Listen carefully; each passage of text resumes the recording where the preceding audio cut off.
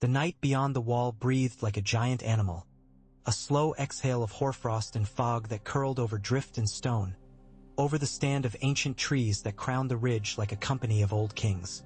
In their midst stood the weirwood with its redly bleached face and the scars of long-ago knives, a white flame frozen in the blackness, every leaf a shard of moonlight.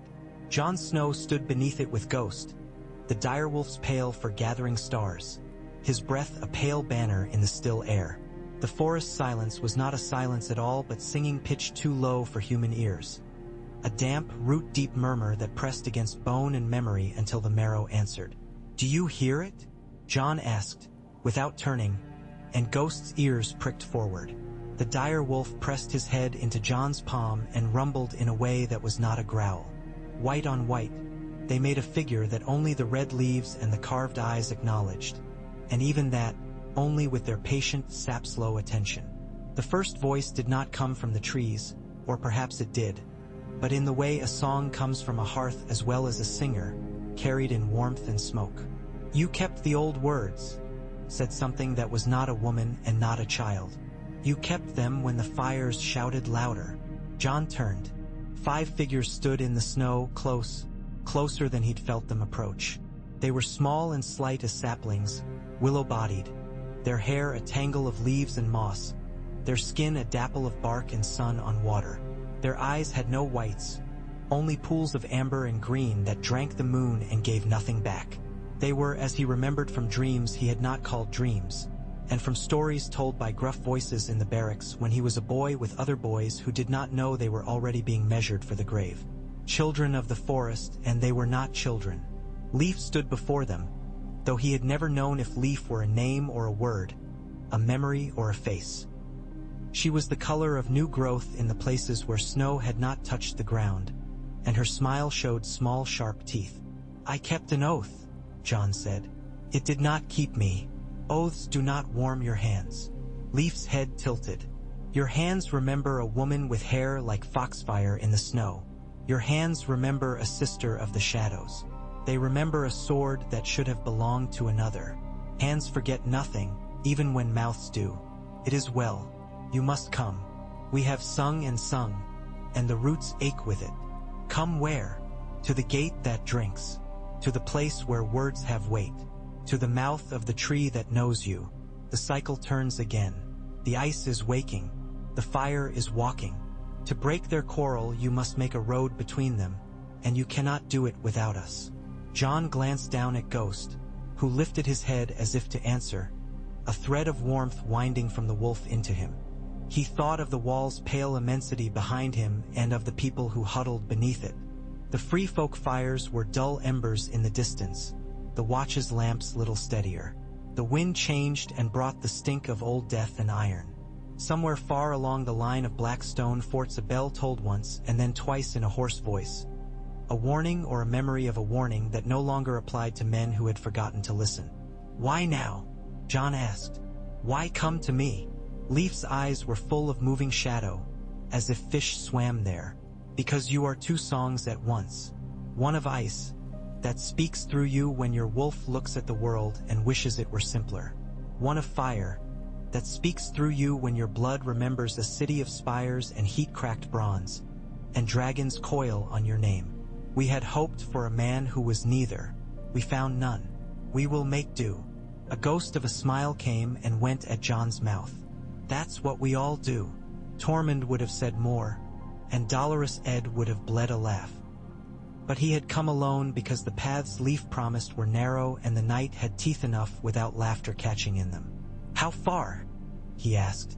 Leaf turned, and the others moved with her, a whisper of thin limbs and grass.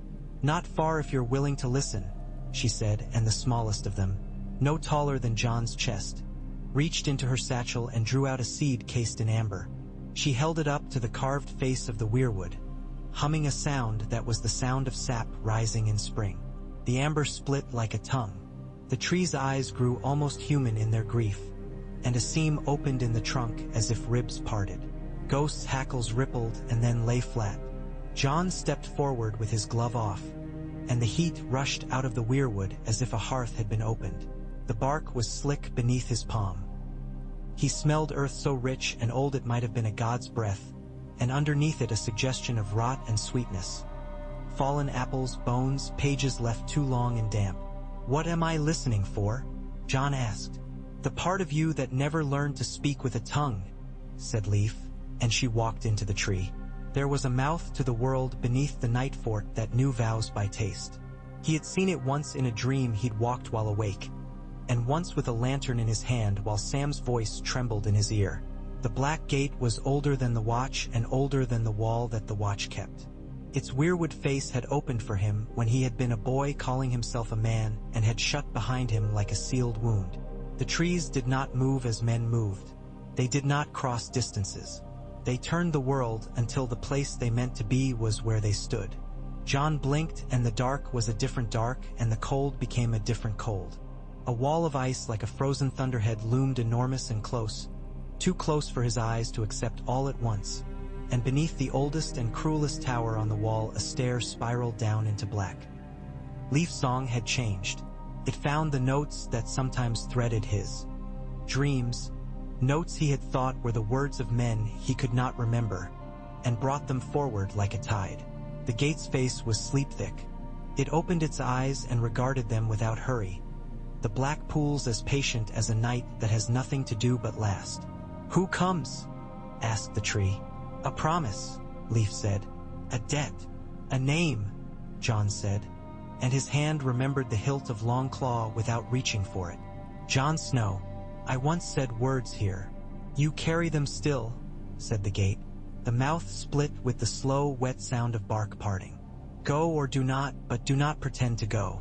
That is all we ask."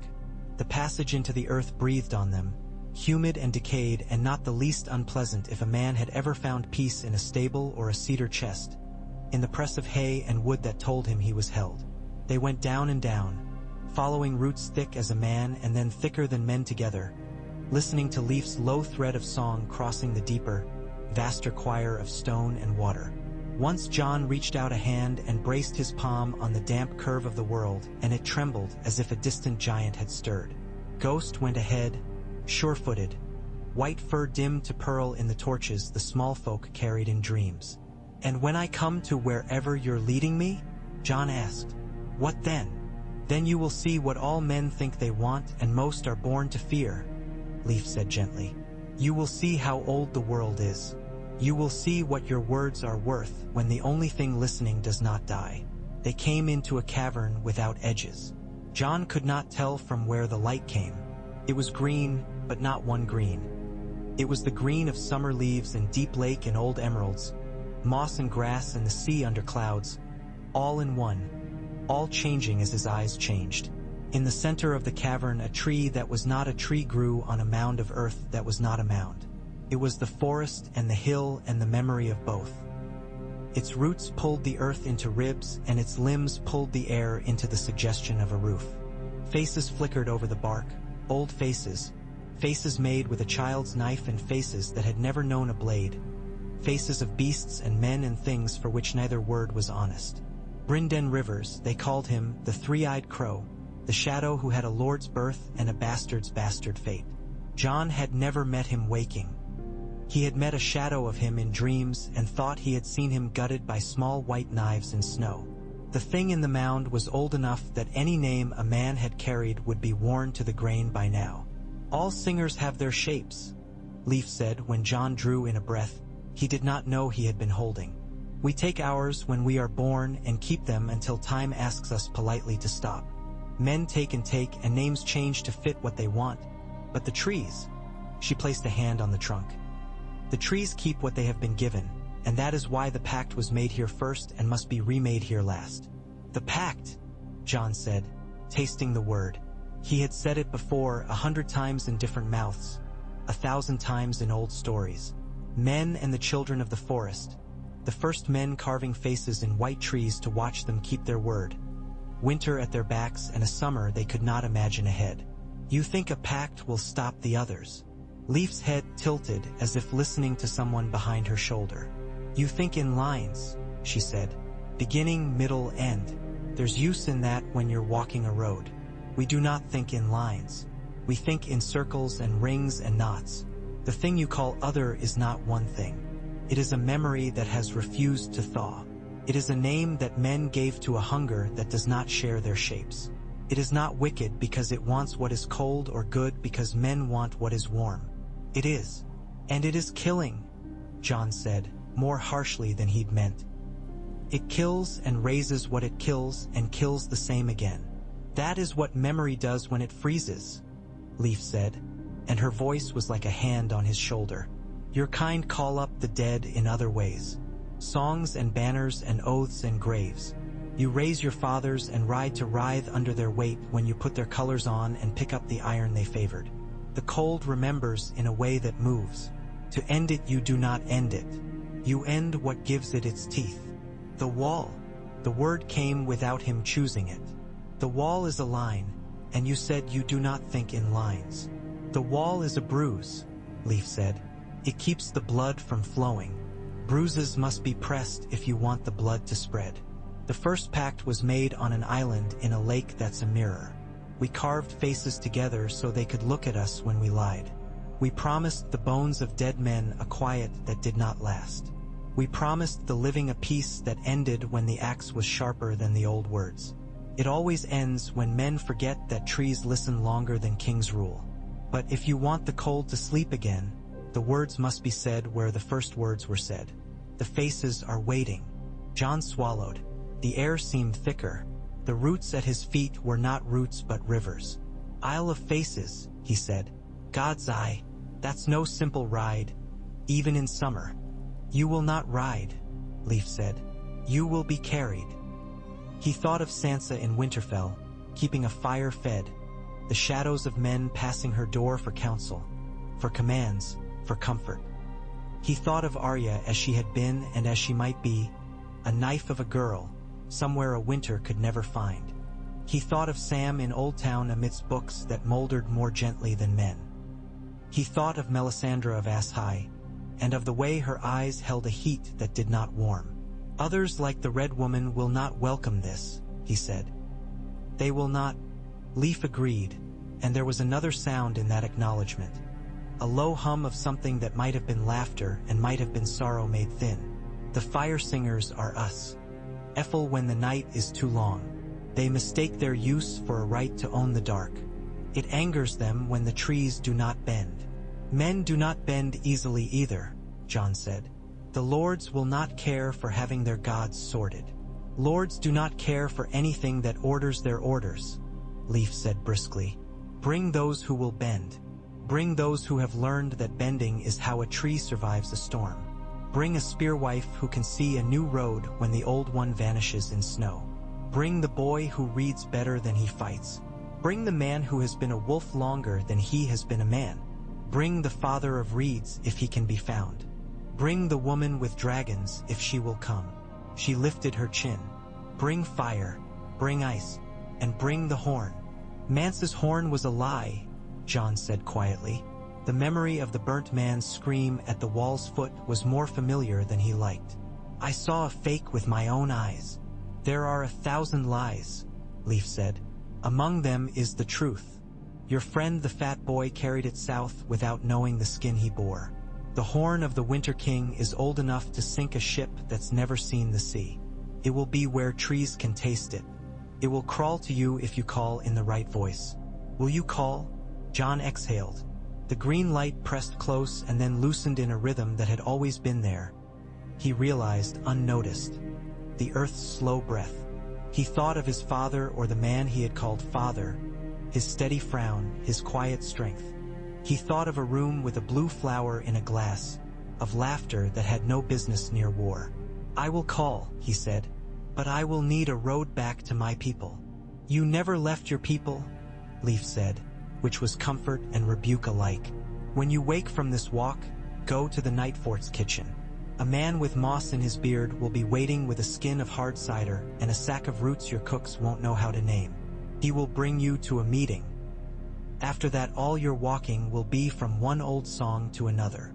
He did not remember sleeping, not in any way his body had names for, and yet there was a sensation of putting down and picking up that his bones recognized. He opened his eyes in cold stone.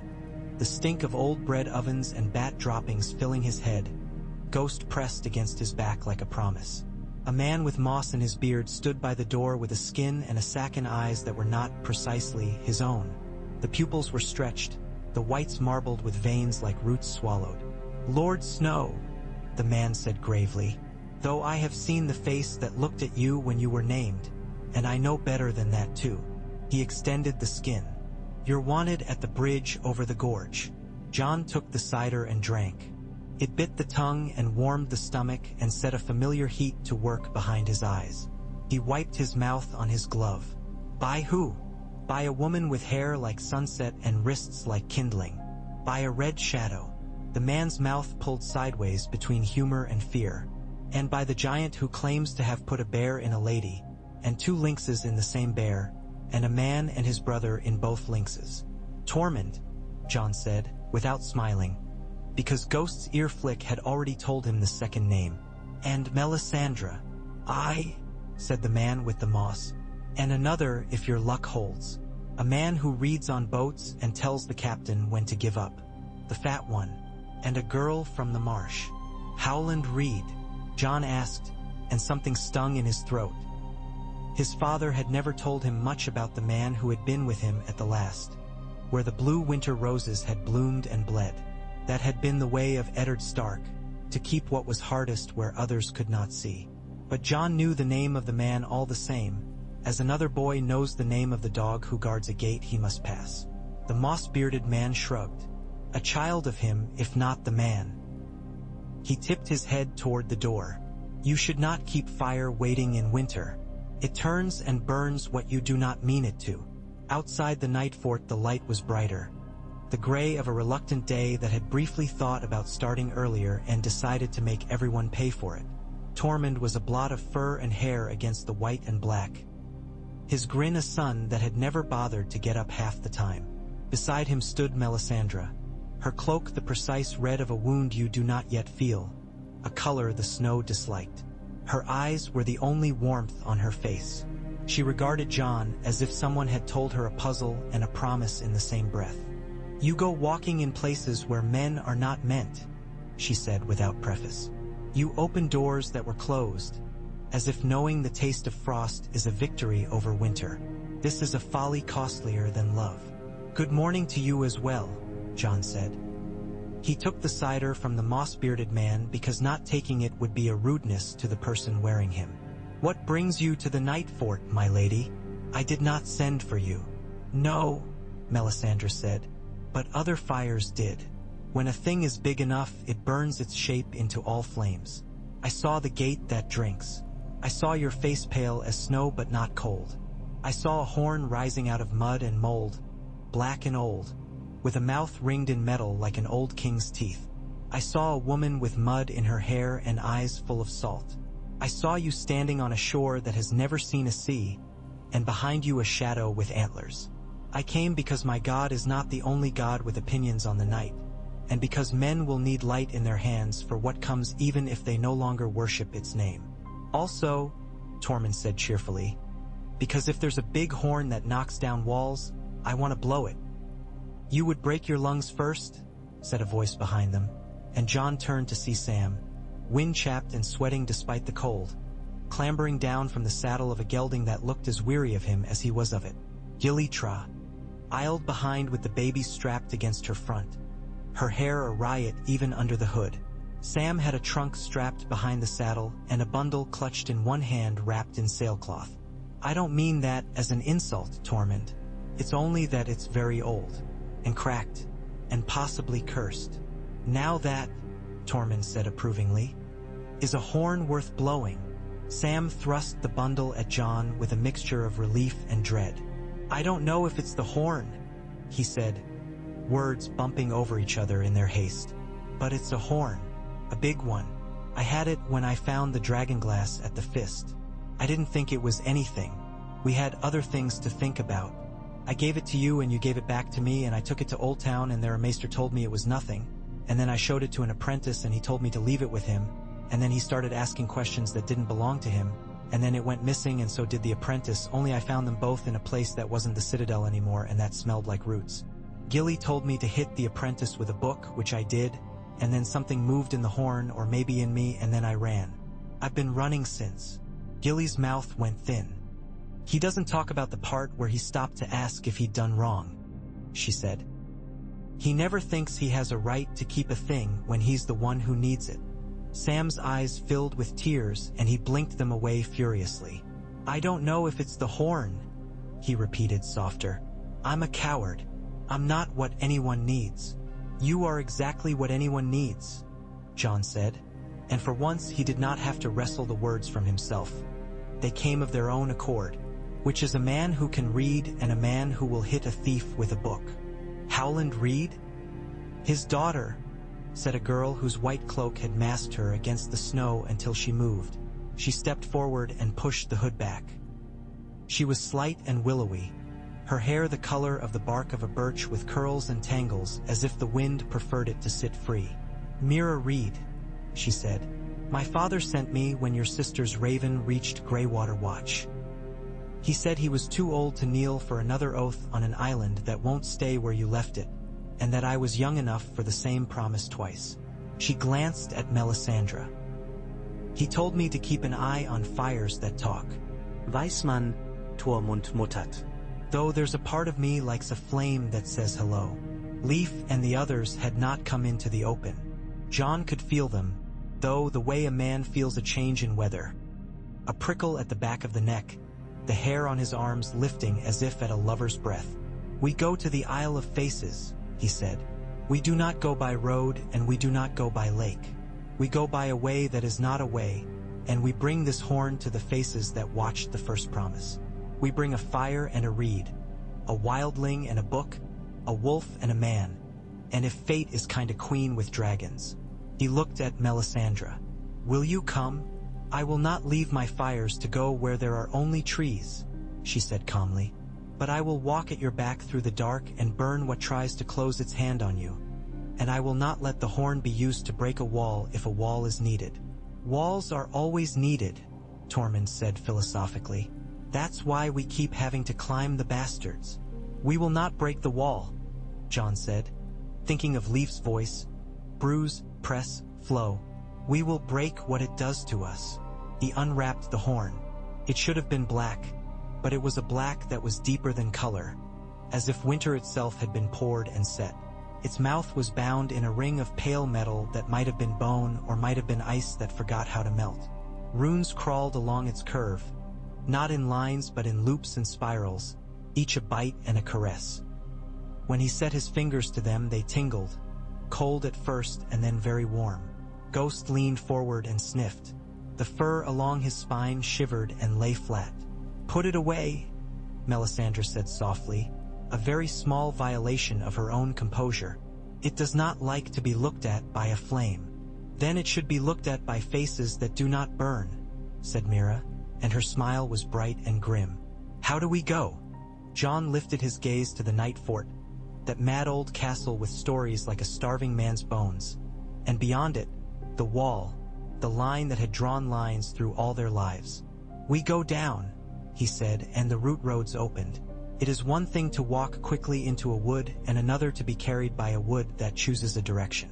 Men often forget that roads think, if only because they cannot bear to be reminded that the ground under their feet is not passive. Or they learn it the hard way from a bog or a mountain and then tuck the knowledge away like a scar they cover with a sleeve. The hall beneath the night fort tasted them and found them acceptable.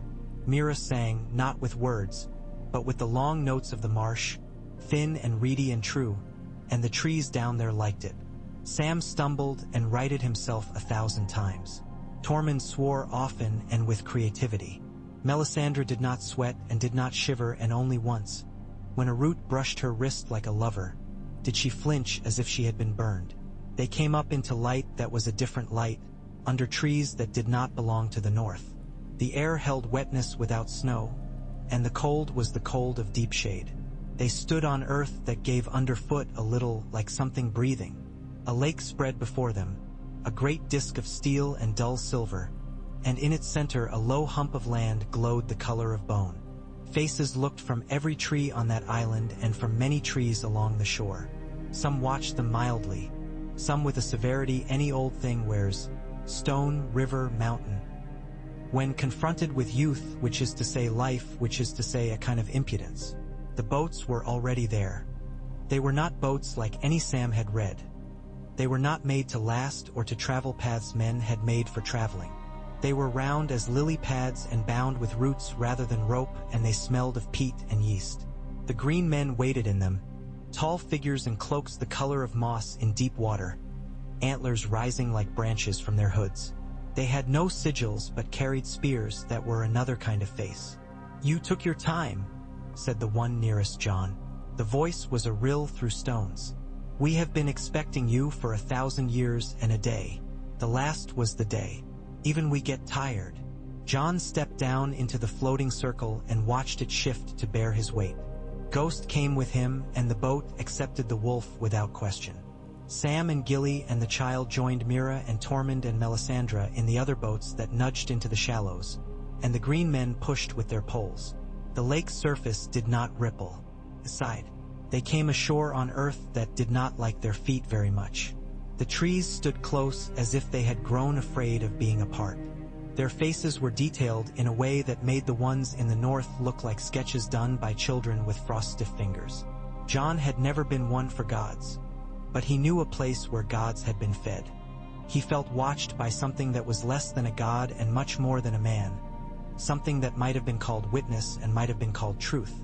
They stood together beneath a face larger than the rest, a face so old the sap had cut itself new channels for its tears, the older scar a pale line under the fresh red. Mira bowed and touched her brow to the roots without embarrassment. Sam fumbled and then, finding no words that would do, bowed as she did. Tormund scratched himself and then, after a moment's thought, put his hand on his belly and nodded, as if to declare that he had brought what he had to bring. Melisandre did not kneel. She bowed her head a fraction, enough to avoid insult, not enough to give worship. John stood and let the faces look their fill. "The pact," said the green man who had spoken earlier. "Give us your words. We will give them weight." John lifted the horn. The air thickened. The lake darkened and the island brightened, as if the light were leaving the sky for the trees. The ring about the horn's mouth shimmered and sweat spangled Sam's brow, though he was not the one who held it. "I am Jon Snow of Winterfell," he said, and for a second every face on the island seemed to look past him at another who had stood in his shape and spoken words and died for them. "I am a son of the north and a son of another thing men feared and lied about. I keep a promise I made on a night that had not learned how to end. Today I will make another." "You will not promise for men," said a new voice, came from the lake. Ice formed at the shore and slid inward like a skin. A rider stood on it, and when John tried to focus he found he could not make sense of what it wore or what it was. It was blue as deep dawn, and thin as the edge of a knife, and very beautiful if a man were the sort to love winter more than he loved life. Its horse was not a horse and its breath did not plume. When it moved, air cracked as if glass had been pressed and let go. "Men will promise for themselves and fail. You will promise for one. You will promise for the two in you. If you keep that pledge, the circle will hold." Ghost pressed against John's hip, and the man he had called father put a hand on his shoulder from a place that did not have room for hands anymore. He nodded. "Then I will promise for the songs I carry," he said, and Leif, who had appeared at his elbow without sound, smiled in a way that made him think of a child who has found a good place to hide. The rider's head tilted at a precise angle. The cold changed. It was the kind of cold that slices and the kind that drowses and the kind that preserves an apple so it is fit to eat on a hard day of work. "We have come at this song by different roads," it said. "We remember being made to be what we are. We remember hunger taught to us like a name. We remember our dead disrespected by axe and fire, and your dead bound to our waking in mockery of both. You do not end us with war. You end us by letting us be what we are where we must be it. Open what you have closed. Make the bruise an old story. End your chopping. End your burning. End your fear that the dark belongs to no one. Give us our night." "What will you give?" Melisandre said, her voice flat with effort. A fine frost had formed on her lashes and melted immediately. What price for your mercy, Winter Prince? Mercy is a word you use when you wish to own a man's gratitude, the rider said, not unkindly. We trade. We have always traded. We will leave your bones to your heat. We will unbind what we have bound to you. We will sleep. We will recede to our hunger and keep it hungry and ours. We will take our dead and your names of us and carry both where the compass is a liar. We will not cross your roads if you do not swing your iron into our shoulders. We will listen if you sing, and if you unlearn the song, we may wake again. Do not unlearn it. And the wall? John asked. You ask that we open it. If it falls. It need not fall, Leif said softly. It need only become true again. Sam had been breathing hard and shallow as if he were preparing to dive. He found his voice now in the same careful way he found spines slipping from old bindings.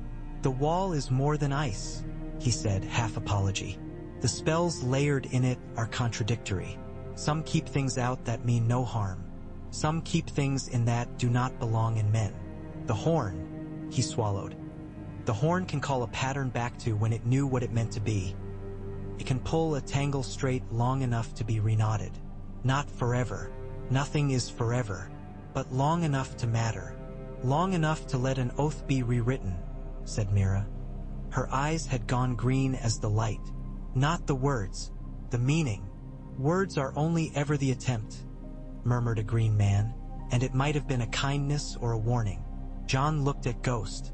For an instant his sight shifted and the island's faces were scent instead of sight, and salt and rot and sap were not a confusion but a map. He saw the rider as heat's absence, an edge inside an edge, and he saw Melisandre as a pillar of brightness that made the air warp, and he saw Sam as warm bread and old paper and worry. He came back and lifted the horn.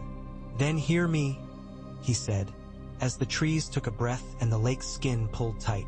I will keep the nights of the living, whether they beg for light or curse it, and I will keep the rest of the dead, whether I knew them or did not. I will keep the promise that a man without a name made in a place without a road. I will keep the promise my father did not tell me and my mother could not.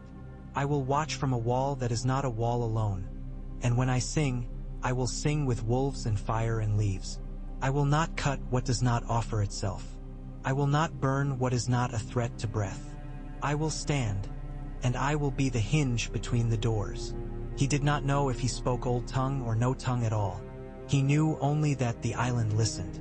The trees leaned, a barely perceptible shift, and somewhere underground the stone that had been pressed for 1,000 years sighed. The green men lowered their spears. The rider lifted an arm, and its fingers were both knife and snowflake. Good, it said. Sam put his hands to his ears.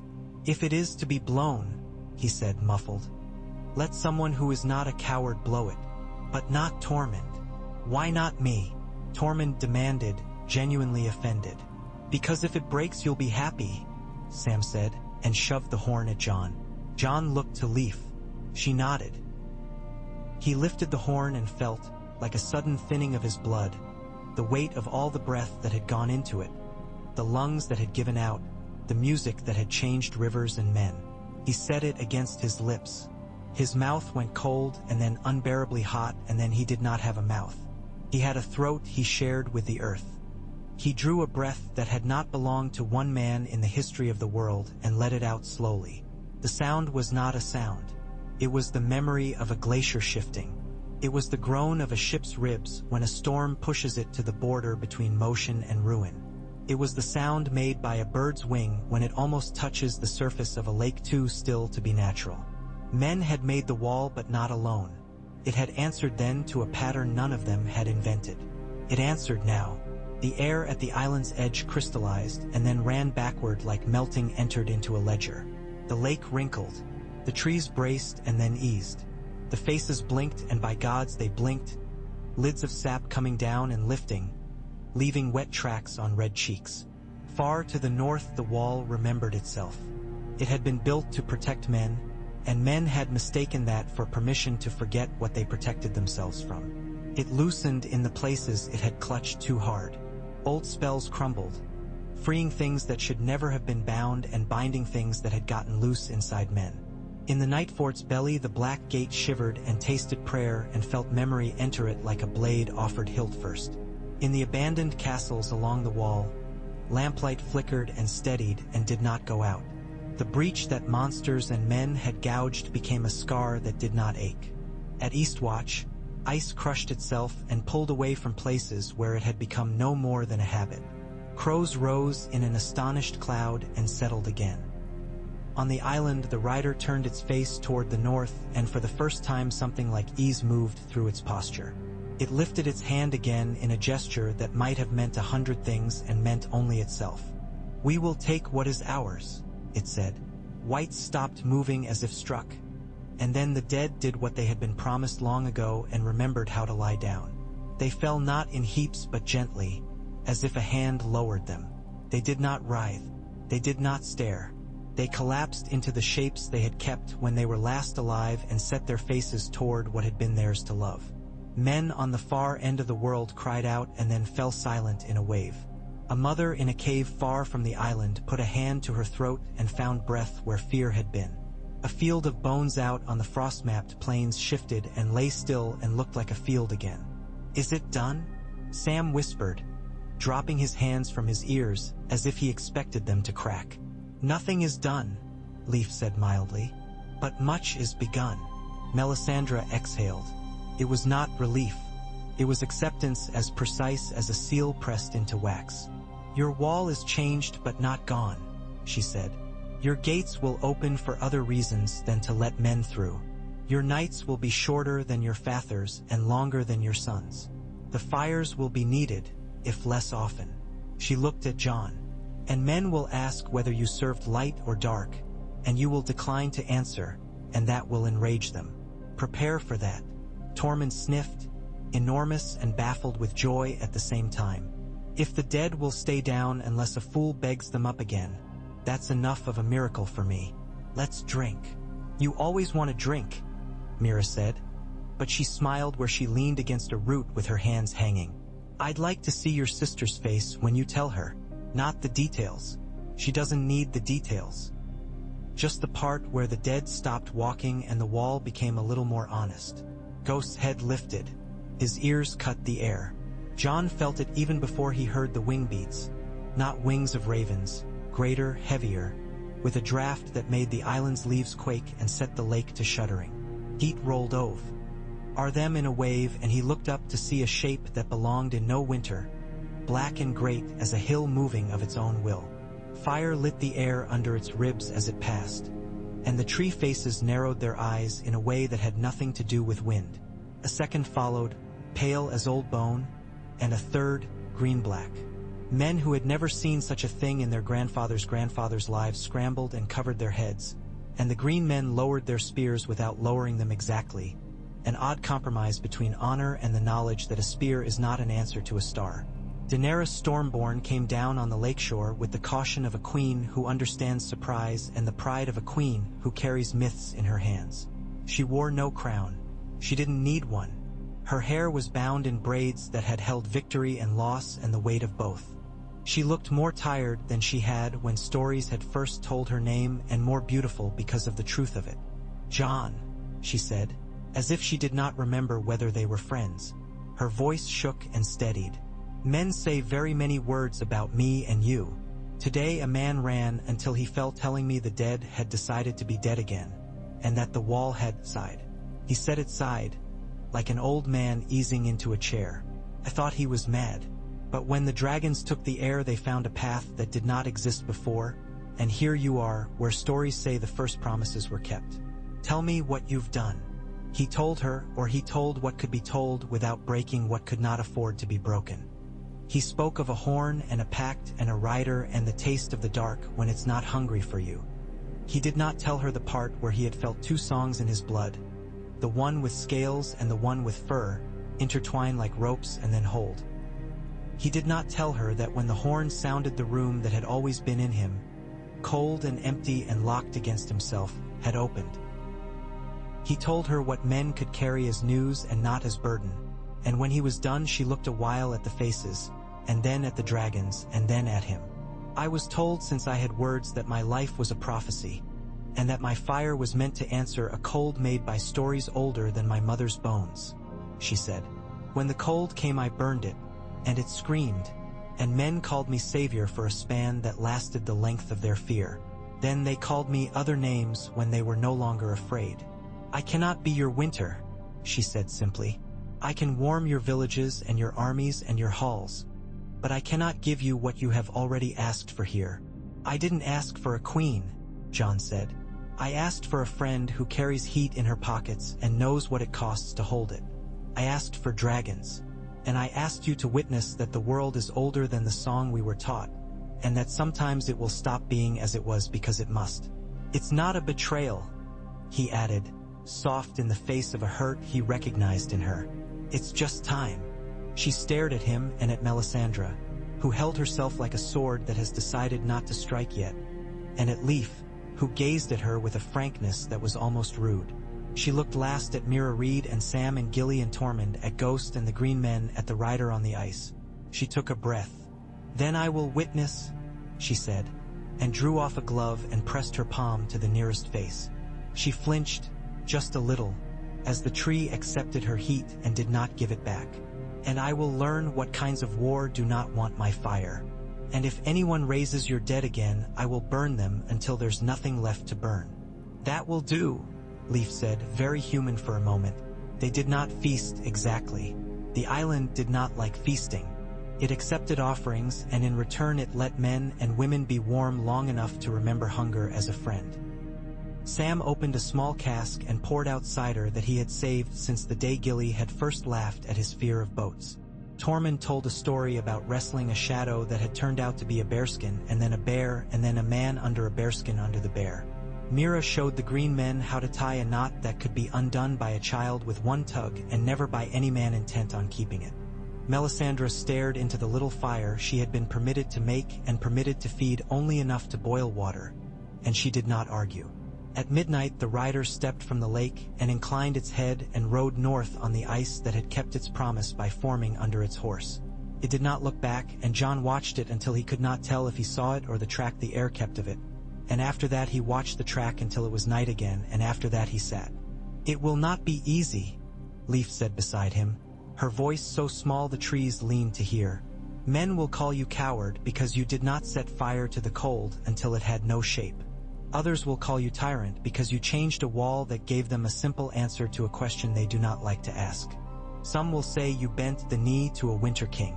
Some will say you bowed to trees. Some will ask to take the horn and blow until the world is only their breath. Do not let them. I won't, John said, which was less promise than fact. The watch will change, Leif said. It must, if it is to live. It must guard what lives from what lives, not what is dead from what is dead. It must watch the men who build beds for fear, and the men who use those beds. It must keep the gift given to it by winter and not sell it for food a day before famine. It must be kind. The old words will do if your meaning does. He thought of Dolorous Ed and of how his friend's name had tried to make a joke of a man who had done what was asked of him without complaint. He thought of the boys he had trained, the ones who swung a sword because it was the last thing they hadn't failed at, and he felt a wash of pride and pity that was perhaps all the piety he owned. I'll go back, he said, after I've seen Sansa and told her she can sleep a while without listening for feet in the hall. After I've sent ravens to the Riverlands and the Vale and the Iron Islands. After I've stood a day with the first men we ask to take black and told them what they take is not a color to be proud of but a promise to be careful with. After I've taken winter to bed and woken with spring in my mouth. Leif laughed then, softly, and a sap bubble broke on a face next to them and ran down like a tear. You're not good at jokes, she said. You should practice. She pressed a hand, small and rough and rooted to the world in a way no man's hand could be, to his knee. Will you come north, when the names have been called and the songs arranged? Will you see the line where maps pretend to end? Will you carry your wolf between lights that have nothing to do with fire? He looked north as if looking could lay a road. The wall had become a mountain without anger, and beyond it the sky was a deeper black, a black that belonged to the world, not to the hearts of men. Yes, he said, I will come. He went south first. The root roads let them, with a reluctance that was fondness. The trees had learned their faces now, and they did love a pattern once they'd been asked to count it. At Winterfell, Sansa stood in a doorway with a candle in her hand and a look on her face that made Jon feel, briefly, that he had never moved since his first step. He told her what he had done and what he had not done and what he might be asked to do, and she closed her eyes for a long time and then opened them and said the simplest thing a sister can say to a brother who has chosen a road with poor inns. She said, "Eat." Then she said, "Be careful." Arya's face came to him in a dream that night, not as a child's quick grin but as a woman's measuring glance. She stood beside a river he did not know and watched a boat cut through water that had forgotten winter. She did not speak or smile. She lifted her hand and touched the scar beside her nose and then made a small, impatient gesture with her fingers, as if to say, "Well then." Jon woke laughing, and it sounded strange to him and good. The ravens flew, indignant and competent. The messages were as simple as a man can make them without lying. The watch was still the watch. The dead were not walking. The wall was the wall, but a better one. Men were asked to stop chopping white trees in fits of fear, and to plant them in their stead where they could stand to be watched by faces not their own. Those who worshipped the Seven were asked to lay their prayers beneath leaves as well as before candles. Not because candles failed, but because light and listening were cousins. The Ironborn were invited to the island, and some came out of spite, and some out of curiosity, and some because a quiet voice in their head had always wanted to be near wood that did not burn. There were fights. Of course there were fights. A lord whose father's father had cut down the last weirwood in his hall to show that the old gods were old because they were weak sent men with axes to do the same to a grove planted after the horn blew. They did not come back. Not because they were killed, because they put their axes down. A hedge knight who liked to drink and who had told himself that the dead were convenient enemies picked a quarrel with a priest of the Red God in a tavern, and came away with a burned hand and an apology he meant. A sept that had held long memories of being burned itself opened its doors to the free folk, and the singing that came out of it that night was a thing the town still spoke of a decade later when it had other things to speak of and forgot them sometimes. At Castle Black, Dolorous Ed listened to the news and missed the part where he should have found comfort. "Of course," he said, looking at the ravens as if they'd asked for pay. "The dead are resting, and the living are restless. Saves me the trouble of telling them apart. What do we watch now, Lord Commander?" "Walls and men," Jon said, and Ed grimaced and then shook his head, because grimacing was simply how his face kept itself from being too handsome, and because he had known it would come to something like this from the day he had let Jon lead him into the woods after a shadow that had turned out to be 3 rabbits and a madman. "And the other walls?" Ed gestured northward with his chin, as if the wall were a neighbor he'd gnawed at and not a thing that had dominated generations of men's backs. "Any more sighing planned?" "When it breathes, we listen," Jon said. "When it groans, we fetch the men with strong backs. When it sings, we shut our mouths." "That'll be the hardest," Ed said. But he smiled and went to tell a kitchen boy not to carve the stew with a sword. He did not get his wish to be anonymous. He had never really believed that he would. There is too much hunger in men for someone to blame and someone to praise. He took as little of either as he could carry and put the rest where he had always put it, at the feet of the people who had done what needed doing. Sam became a myth by accident.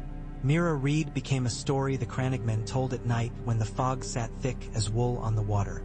Tormund became a court favorite in halls that had once barred men like him, and the songs about his bear grew so complex that singers had to study to keep the lovers straight. Melisandre left, not in anger and not in shame, but in the steady way fire leaves when it has nothing left to eat. She took her god with her, but not the small fire she had learned at the lake. Leaves sprouted where her feet had touched. And when the lists were made of those who had come to an island in a lake and taught winter to behave, there was always the missing name that no one could quite say. It wasn't that they forgot the rider on the ice. It was that they read it differently each time. Blue as dawn, gray as iron, thin as the edge of a coin, thick as a glacier's heart. They remembered the hand lifted, the glass sound as it moved, the way the lake bent light around it as if embarrassed to show its edges. They did not write it down because men do not write down something they know will outlast their ink. John went north in the spring that did not declare itself as such but simply stopped hurting. The sky was still cold enough to bite. The ground still gave back water at every step.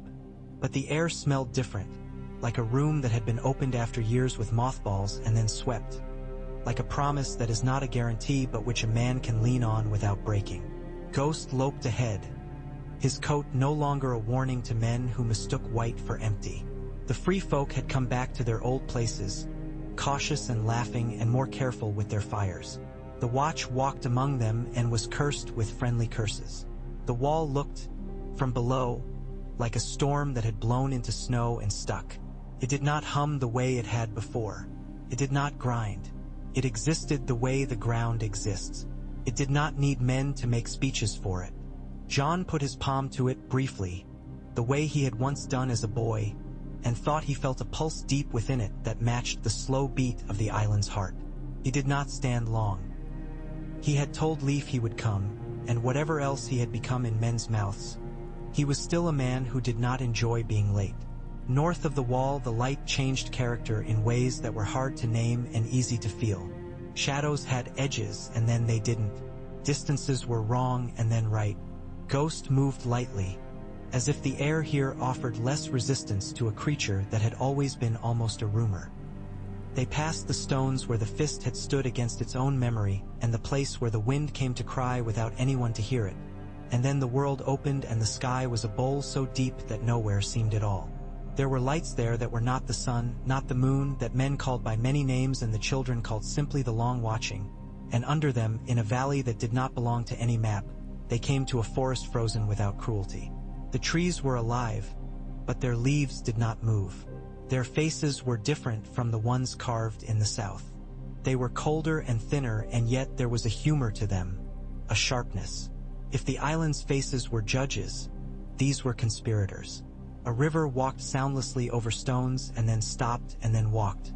Animals watched that were not wolves and not deer and not bears and not any of the things men have names for. And behind them the skin of the world seemed to flex as if it loved their presence and feared them both. Leif came out of the not moving leaves. She had changed and she had not. Her hair held more winter now and her eyes had more spring.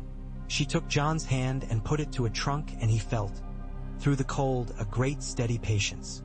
He wanted to cry as if he had come home to a place that had not wanted much from him and so had been perfect. "You've done what you were meant to do," she said. "Now you can do what you want to do." "I don't know what that is," John said without shame. "You will," Leif said, "when your hand remembers it." "Sit." He sat. The lights moved very slowly. Ghost curled up and put his nose to his tail and watched him with one red eye and then the other.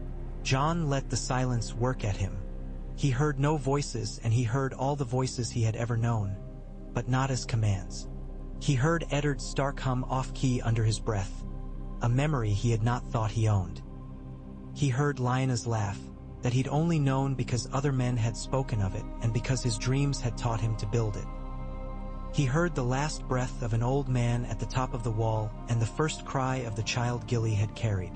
He heard the snow slide off a branch and the sound a winter apple makes when it finally falls. He heard his blood and ghosts and something else, older and stranger and not unfriendly. "There," Leif said, after a time that might have been an hour and might have been the life of a house. "You found it." "What?" "The want." She put a slot of bark between her teeth and chewed it as if to sweeten it. "You want to stay alive in a way that is not separate from the world being alive." "I want peace," John said carefully. "I always said that, but I thought it meant quiet. I thought it meant no one trying to take what's mine. I thought it meant sleep. This is not that. This is somebody else's idea of peace. It runs through me. It doesn't sit on me." "You'll sleep," Leif said amused. "Just not today. There is a thing that would like to see you for a moment." The rider came out of the far side of the valley, blue as dawn. It moved without sound, but he felt it like pressure in his ears. It came to a stop at a distance respectful of Ghost's teeth. It was neither king nor servant, neither lord nor soldier. It was winter standing up and asking to be loved as itself, and John found that he did, In the odd way a man can love the sea or the night or a mountain without wanting to marry it. You have done what you proposed, it said. We will do as we promised. I never asked for more, John said. You will be asked for more, it said. They will ask it from you as if the asking costs nothing. You will not be able to change that. You can change this, whether you give it. Your fire sings songs that say sacrifice is the only road. Your ice sings songs that say the only path is austerity. Men love both lies because they make their deaths more dramatic than they are. Do not be theatrical in your dying. Live. Ghost sneezed. John smiled without planning. I'll try. Try is a word the hot ones use when they have already decided to do a thing and want to keep a door open for compliments, the writer said. If it had possessed a mouth. As men do, he thought it might have smiled too. Do you wish to see a thing? If you will allow me. The writer lifted its hand and the world rearranged itself with the ease of a trick performed by a miller with a coin. John saw the wall that was not a wall and the island that was not an island, and he saw Winterfell and Old Town, and a boat sliding into waters that would always be dangerous, and a girl with a face that belonged entirely to her laughing as she ran. He saw Sam reading a book that did not rot in his hands, and Mira tying a knot for a child whose hands were quick and whose tongue was not slowed by fear. He saw Melisandre standing on a hill where no trees grew, speaking to the air and asking it for nothing and receiving the same, which is to say peace. He saw Tormund sitting by a fire with the bear that had loved him more than was wise, telling it how lucky it was that it had not met him when he was younger.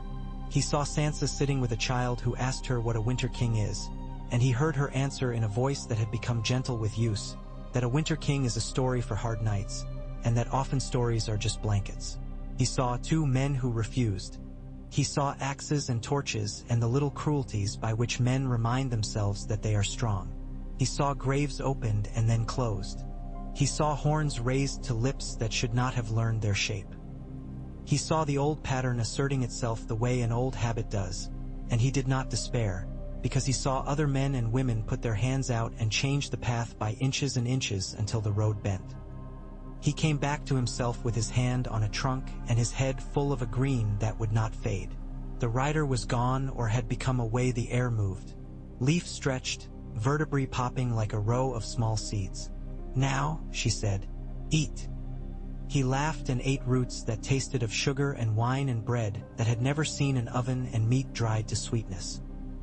He slept under a sky that had too many stars and woke to a frost that shut no door to him. Ghost chased something he had no words for. John thought of words and let them go. He stayed there until the want of it was satisfied, and then more, until the want became a memory he could carry without sourness. He went south again because he had promised men. He kept the watch. He kept Winterfell without holding it, a thing that men found infuriating and learned to admire because the other choices were worse. He kept words with trees and words with flames. He kept asking to be allowed to keep less, and sometimes he was refused, and sometimes he was given leave. The wall did not fall. It lived. The faces watched.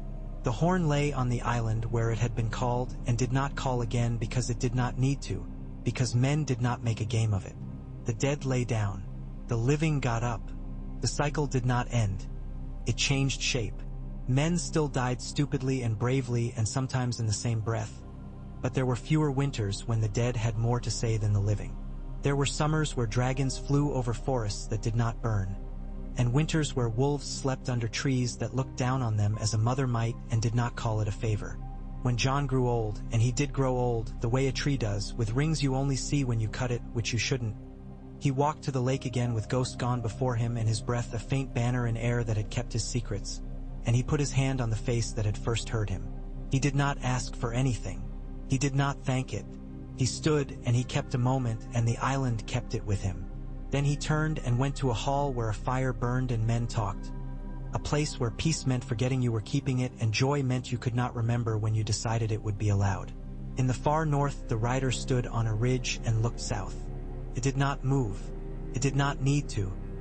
The lights moved over its head, and that was movement enough. It listened. It heard a horn that had blown once and would not blow again unless asked, and then only by the right mouth. It heard men call winter the enemy and then correct themselves and call it a season, and it accepted the kindness and forgave the clumsiness.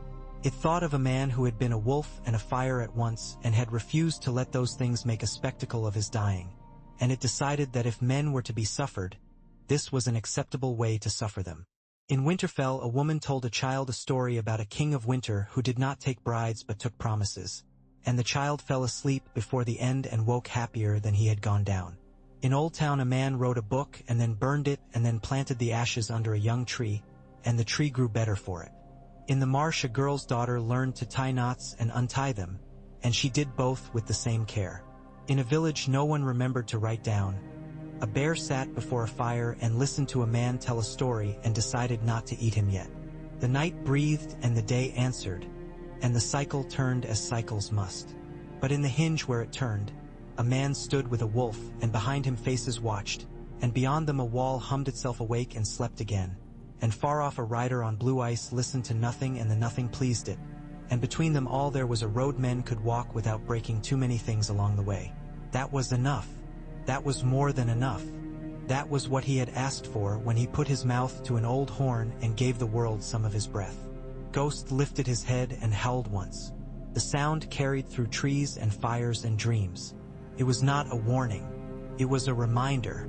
Winter comes, and spring comes, and you are not alone between them.